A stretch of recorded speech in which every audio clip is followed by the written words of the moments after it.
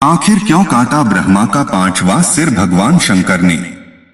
नमस्कार दोस्तों, तो स्वागत है हमारे फिर से YouTube चैनल में। दोस्तों, जानकारी के लिए आपको बता दें कि ब्रह्मा का सर भगवान शंकर ने क्यों काटे थे। क्या आपको इसके बारे में पहले से पता था? अगर नहीं पता था तो दोस्तों लिए हम आपको इस वीडियो में बताते हैं। लेकिन उससे पहले दोस्तों, हम आपसे हाथ जोड़कर निवेदन करते हैं कि अगर आपने अभी तक मेरे चैनल को लाइक, सब्सक्राइब और कमेंट में हर हर महादेव नहीं लिखे हैं तो कृपया जल्द से जल्द लिख दे, क्योंकि दोस्तों इस संसार में महादेव के बिना एक पत्ता तक नहीं मिलता। तो हम मनुष्य का क्या औकात। तो इसलिए दोस्तों हम आपसे अनुरोध करते हैं कि आप मेरे चैनल को लाइक, सब्सक्राइब और कमेंट में महादेव अवश्य लिखें। और दोस्तों, एक बात हमें बहुत बुरा लगता है कि हम हिंदू धर्म में जन्म लेकर और अपने ईश्वर का नाम जुबां पर लेने से कतराते हैं, जबकि यही बात मुसलमान धर्म के लोग में किया जाए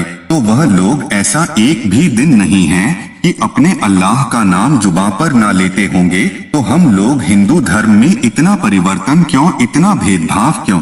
दोस्तों, हम आपसे गुजारिश करते हैं कि आप मेरे चैनल को लाइक, सब्सक्राइब और कमेंट में हर हर महादेव अवश्य लिखें, क्योंकि दोस्तों ऐसा लिखने से महादेव की कृपा हम मनुष्य पर हमेशा बना रहे। तो चले दोस्तों, अब वीडियो शुरू करते हैं और आपको बताते हैं कि ब्रह्मा का पांचवा सर क्यों काटे थे भगवान शंकर ने। तो दोस्तों, वैसे तो अक्सर त्रिदेवों का नाम लेने के क्रम में ब्रह्मा, विष्णु और महेश बोला जाता है, लेकिन सबसे बड़ा सवाल ये है कि सभी भगवान के मंदिर होते हैं और जहां देखो मिल जाएंगे, पर भगवान ब्रह्मा जी के मंदिर क्यों नहीं देखे जाते, जबकि भगवान के विभिन्न रूपों में शिव, विष्णु, दुर्गा, गणेश और अन्य देवताओं की पूजा आम लोगों में व्यापक रूप से प्रचलित है, लेकिन शायद ही हमें कभी ब्रह्मा जी का मंदिर देखने को मिलता है।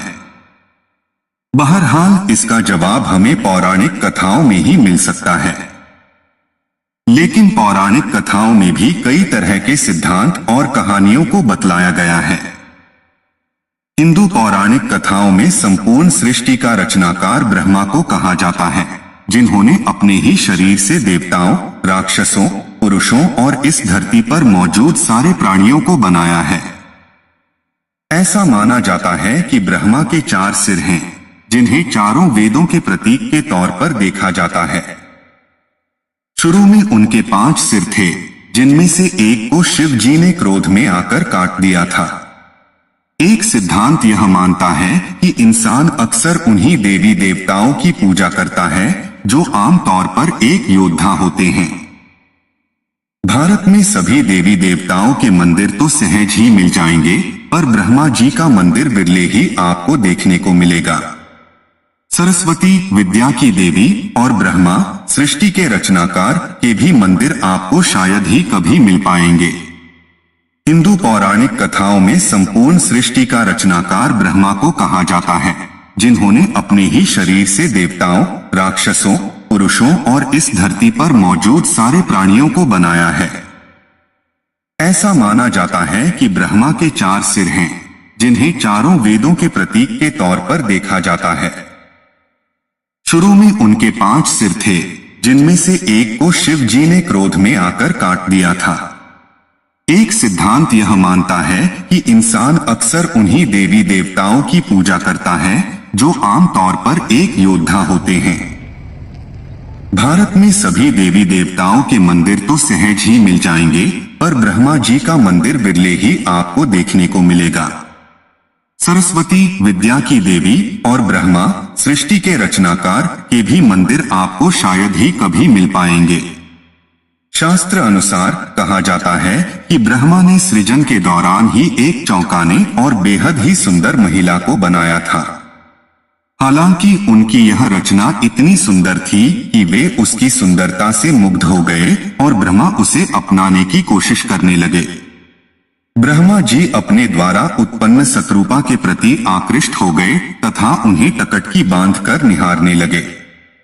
शत्रुपा ने ब्रह्मा की दृष्टि से बचने की हर कोशिश की, किंतु असफल रही।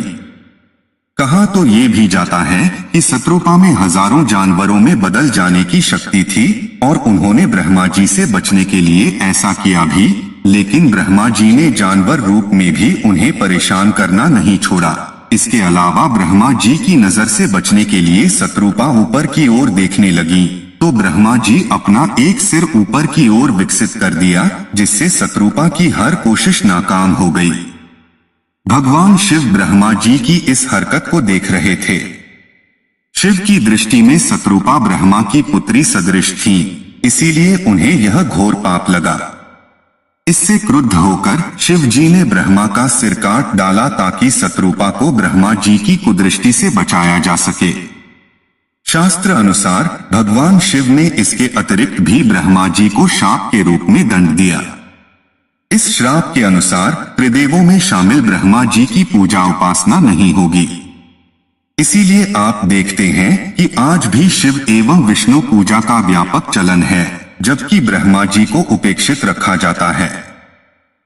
धर्म के बुनियादी सिद्धांतों के अनुसार लोलुपता, वासना, लालच आदि की इच्छाओं को मोक्ष प्राप्ति का अवरोधक तत्व माना गया है। इस तरह का काम करके ब्रह्मा जी ने पूरे मानव जाति के समक्ष एक अनैतिक उदाहरण पेश किया था, जिसके कारण उन्हें ये श्राप मिला था। जब ब्रह्मा और विष्णु जी का यह विवाद कि त्रिदेवों में कौन श्रेष्ठ है नियंत्रण से बाहर होने लगा, तब अन्य देव मुनियों ने त्रिदेवों में श्रेष्ठ के अंतर को स्थापित करने के लिए भगवान शिव की मदद मांगी। शिवलिंग को शिव का प्रतीक माना जाता है। शिव का अर्थ है कल्याणकारी और लिंग का अर्थ है सृजन। इस विवाद में बड़ा तो मैं बड़ा का अंत करने के लिए सदाशिव एक विशालकाय ज्योतिस्तंभ रूप में प्रकट हुए, जिसके ओर छोर का पता अनिश्चित था। शिव ने उन दोनों को चुनौती दी कि जो भी इस शिवलिंग के किसी भी छोर तक पहुंच जाएगा, उसी का वर्चस्व सबसे बड़ा होगा। यह सुनते ही ब्रह्मा ने एक हंस का आकार ले लिया और वर्चस्व साबित करने के लिए शिवलिंग के ऊपर की ओर उड़ान भरी। वहीं विष्णु एक सुअर के रूप में वेश बदलकर शिवलिंग के नीचे के क्षेत्र में उतरे।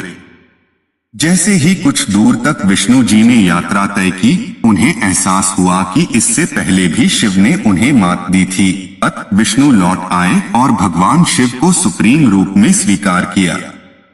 वहीं ब्रह्मा ने रास्ते में ऊपर की तरफ बढ़ते समय केतकी फूल से मुलाकात की और केतकी को यह बोलने के लिए मनाया कि वे शिव को जाकर बताएं कि ब्रह्मा शिवलिंग के सबसे ऊपरी छोर तक पहुंच गए हैं।